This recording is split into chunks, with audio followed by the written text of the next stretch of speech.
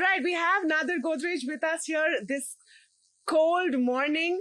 I'm glad that we're twinning, at least with the tie and the coat, and red tie is quite in line with what Trump wears. So that's the big highlight this year, you think, for Davos for you, Mr. Godrej?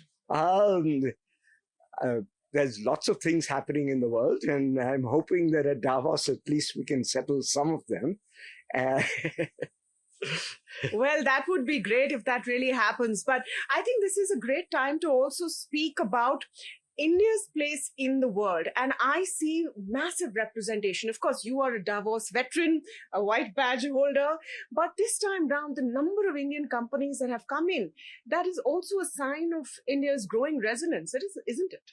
Absolutely. India's presence in Davos is really felt, and there's so many state pavilions as well as India Pavilion.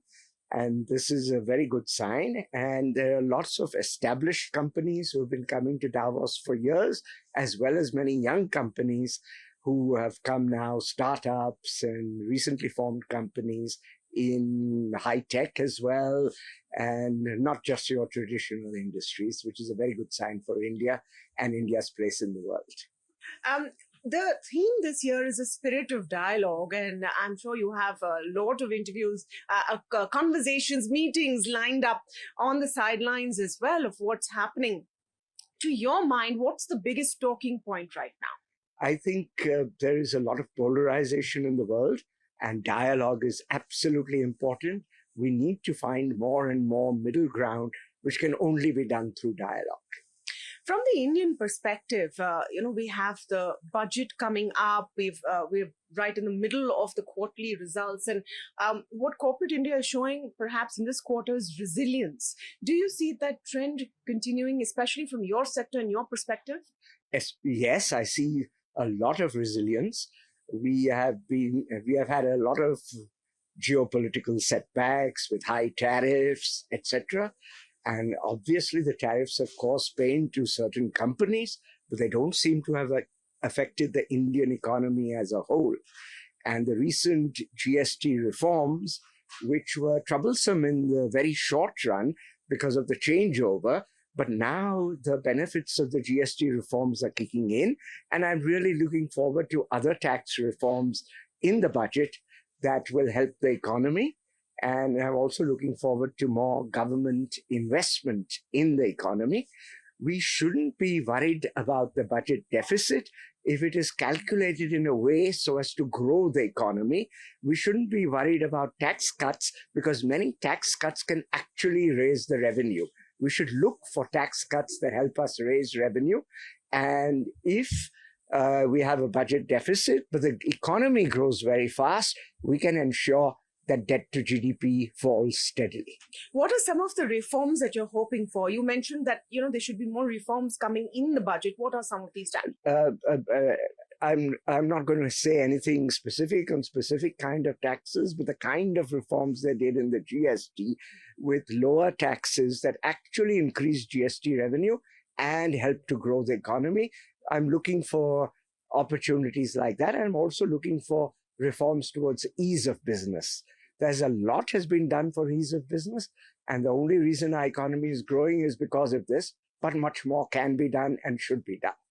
In terms of the tailwind that GST reforms gave, especially consumer-facing companies like yours, do you see them sustaining after the initial burst? Of course, it had some issues on the balance sheet because of the inventory, etc., and maybe that's now behind us. The short term is behind us. The short term is behind us. But in terms of the actual boost to consumption, is that now a one-time flow, or do you see a sustaining impact? I think there will be a sustaining impact.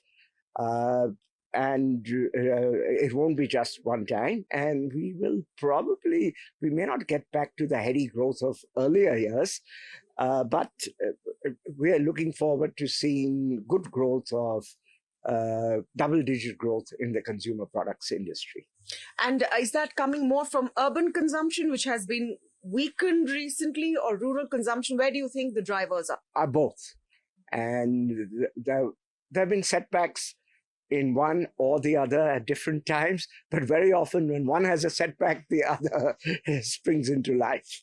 I think one pain point has been also global commodity prices, which have pushed up input prices. I think things like palm oil, etc., have now cooled off. But Yes.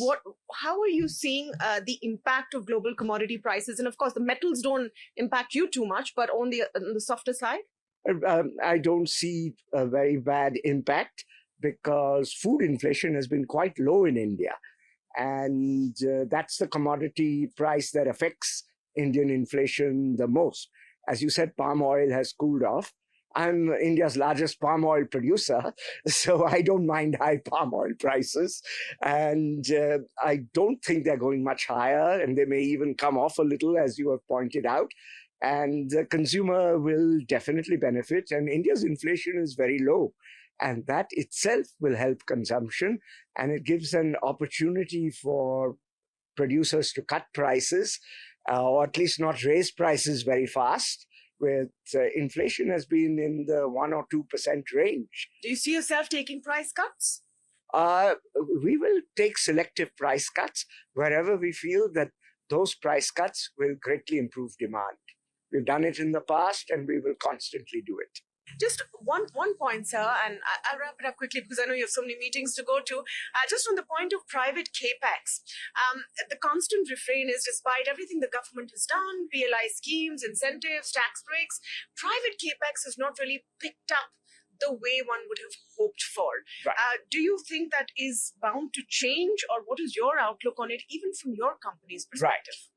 For steadily growing industries, they do a lot of bottlenecking. They rarely need to put in new capital equipment. But we have done that. We put up a large plant in Tamil Nadu for consumer products, and that's doing very well. We employ a lot of women over there.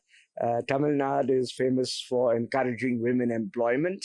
And so I'm sure that as and when they need more capacity, all companies will put up capacity, but there's a lot of debottlenecking going on, and that's much more efficient than greenfield capacity. So that will always happen first, then new expansion. But as India goes into high-tech, electronics manufacture, you're going to see a lot of capex in India. And it would be a good idea for government also to do capex as they build the infrastructure that encourages the private sector to invest. Hand in hand, we can make sure that there's enough investment and enough growth. Fantastic. Absolutely. Last point. I'm asking this to everyone who I meet. If you have an opportunity to say one thing to President Trump while he's here, I don't know if you have a meeting or not, what would that be? Into the camera. I would urge him to try and find an understanding with Europe about Greenland. Greenland is very open to him using Greenland's territory to defend the free world.